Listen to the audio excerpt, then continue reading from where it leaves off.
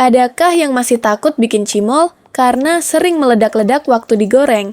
Kalau masih ada kebangetan banget sih, mending disimak dulu yuk resep yang satu ini.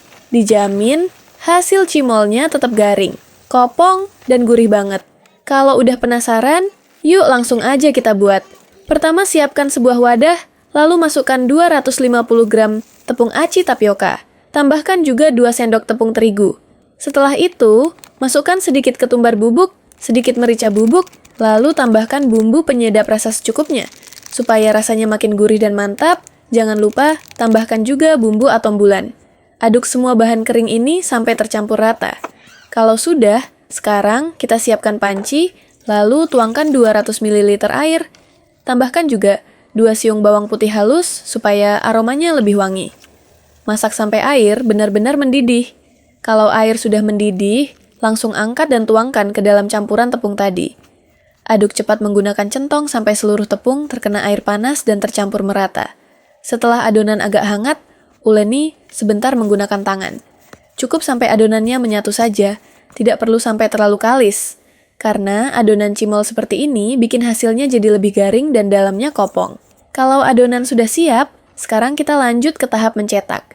Cara mencetaknya bisa dengan dibulatkan satu persatu di telapak tangan sampai membentuk bola kecil yang mulus. Atau, kalau mau cara yang lebih cepat, adonannya bisa dibuat bulat memanjang terlebih dahulu. Lalu tinggal dipotong-potong dengan ukuran yang sama. Cara ini jadi lebih cepat dan praktis. Dan hasilnya bakal tetap sama-sama bagus kok. Setelah semua adonan terbentuk, masukkan ke dalam wadah dulu. Lalu taburi dengan sedikit tepung aci. Langsung aduk perlahan sampai semua cimol terbalut tepung. Tujuannya supaya cimol tidak lengket dan tidak saling menempel satu sama lain. Sekarang kita masuk ke tahap terakhir, yaitu menggoreng. Ini bagian paling penting supaya cimol tidak meledak. Caranya, siapkan wajan, tuangkan minyak dengan jumlah yang agak banyak.